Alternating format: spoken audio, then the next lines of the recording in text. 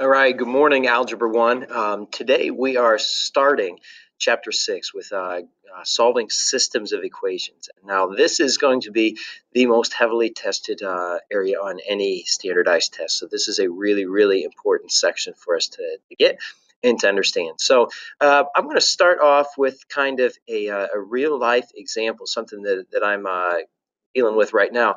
I am finishing my basement right now, and we are ready to get some carpet down there. And there's a couple different places that I can go with. One of the options that I have is that I can buy some carpet for $1.25 a square foot, and there'd be a $50 delivery fee. Okay, so what I'm going to do, I'm on GeoGebra. This is a pretty cool site, but I'm going to put this in as an equation.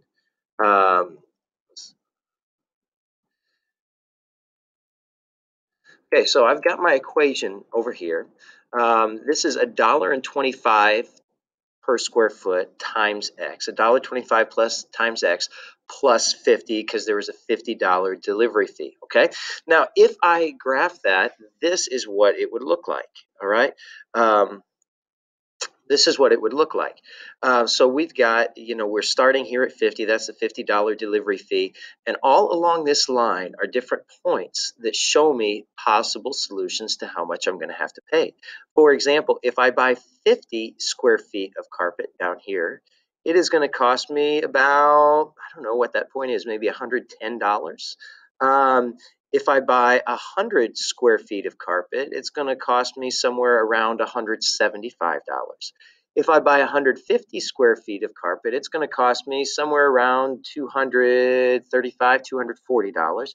Okay, and so there are all these different options of how much it's going to cost me. If I buy this much carpet, it's going to cost me this much money. If I buy this much carpet, it's going to cost me this much money. If I buy this much carpet, it's going to cost me this much money. Okay, so you've got it. That's what that line means. Every single point along here is a possible amount of carpet and the amount of money that it's going to cost. Okay, so that's my first option. Now my second option, so that's what that first line looks like and what all my answers would look like, possible answers for that.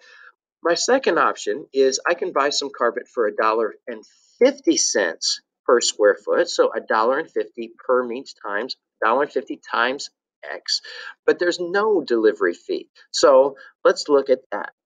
When I graph that one, this is what the line looks like. So once again, it shows me if I buy 50 square feet of carpet, it's going to cost me about $75. If I buy 100 square feet of carpet, it's going to cost me about $150. 150 square feet of carpet is going to be about $225. And so all along this line, it shows me the possible amounts that I would have to pay for a certain amount of carpet. All right, so I hope that makes sense. We know how to graph these lines, right? Instead of 1.5, maybe what you've seen me do most often is 3/2 X, okay? And we would know how to graph that. And that's how you'll see it most of the time today, because today we're not really doing too many real world things. So y equals 1.5x, all right? Now I've got a dilemma, right? Because I need to know which place should I buy from. If the carpet's the exact same, which place is going to give me the best deal? And is there a certain amount of carpet that would be the exact same price if I buy it from one place as I would for the other? Well, okay, so here's what I want to do. I want to graph both of these lines and see what happens, okay? So I've got the line graphed right here that y equals 1.5x. That means it's $1.50 for every square foot. Oops, and you know what? It's not even letting me put the zero in there. All right, so $1.50 for every square foot.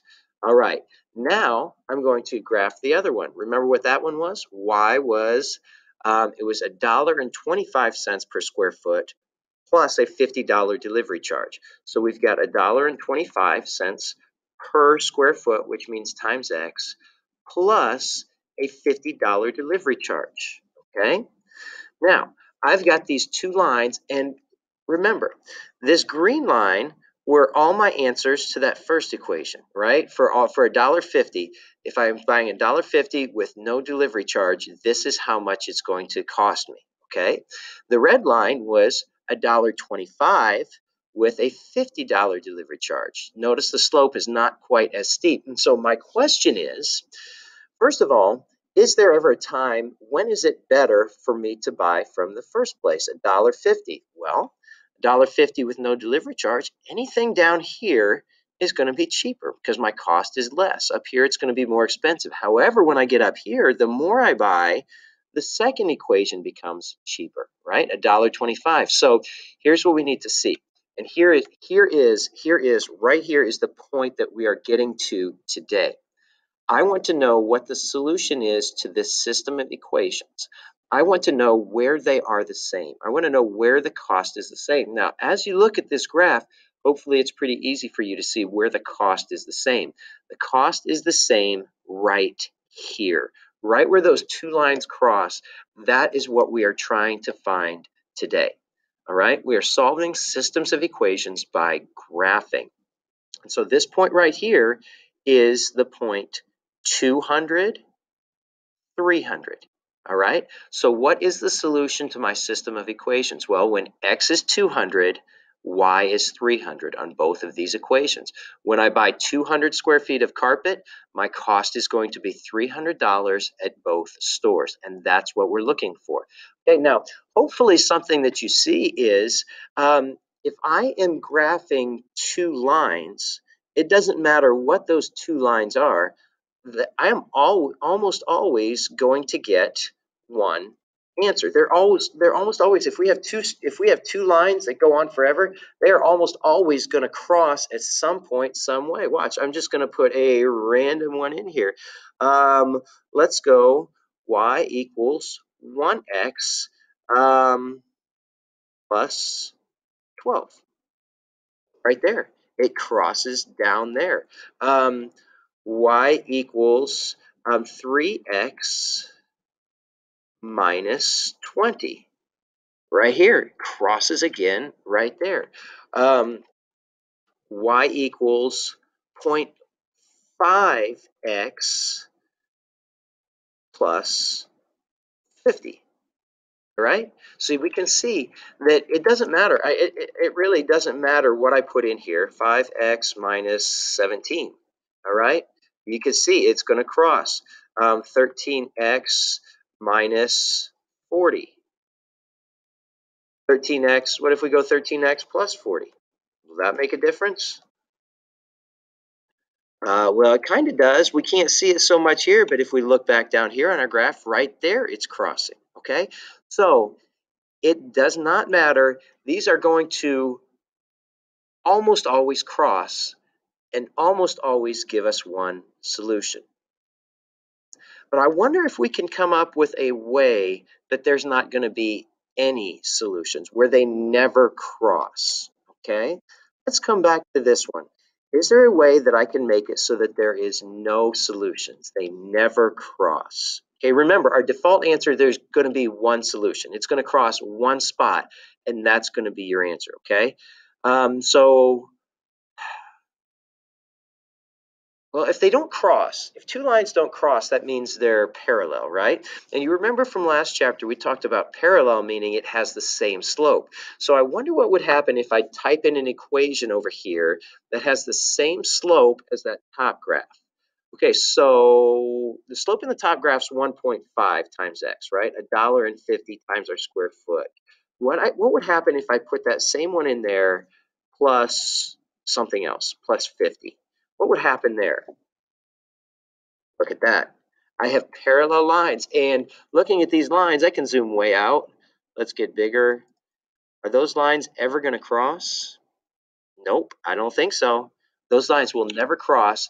The slopes are the same, so there are no solutions to that equation. Okay, no solution. So let's boil this down to exactly what you're going to have to do today. Today, you're going to be given two equations. You need to graph both of those, and you need to be very, very careful with your graphing. So graph both of the lines, and wherever they cross, that is your solution. Write it as an ordered pair. Maybe that will be 3, 7, parenthesis 2, comma, -5, parenthesis. Okay, maybe that's going to be your solution. Maybe you get some that are parallel and they never touch. And if you get that, it's no solutions. That's what you're looking at right here. This one would have no solutions. Is there any other options?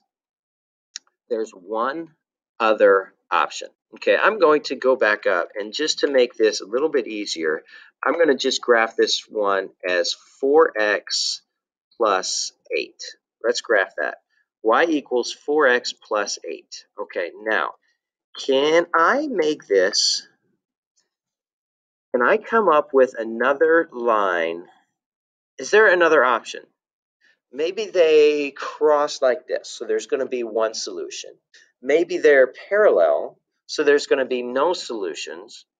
What happens if I do something completely different? Y equals 2 times 2x plus 4. Okay? Now look at this equation down here. Do you see what happens? What's 2 times 2x? That's going to be 4x. And 2 times 4 is going to be 8. So we're going to have 4x plus 8. Do you see how that's the same line? Sometimes you're going to see problems that it ends up, they're written differently, but they're actually going to be the exact same line.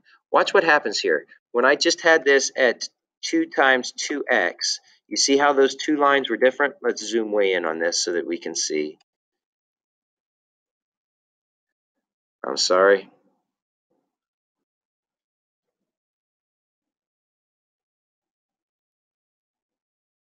Okay. So here's our two lines, right? So when we had 2 times 2x, that's what we had. But watch what happens as I change this to 2x. So right here, there would be no solutions, right? But watch what happens to that line as soon as I hit the 4. You see how they went on top of one another? Okay, so if you get two lines that are on top of one another, your answer, where do those touch? Well, they touch here and here and here and here and here and here and here and here and here.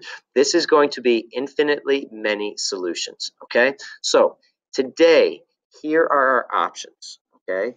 We could have a graph like this.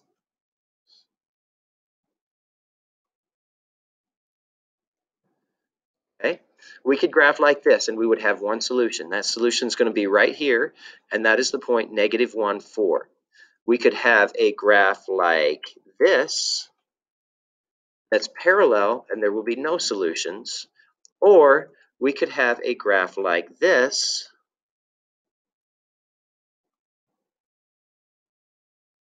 that is the same line and that is infinitely many solutions. So one solution, name it. Parallel means no solutions, and if it is the same line, same exact line, that's going to be infinitely many solutions. All right, you have what you need.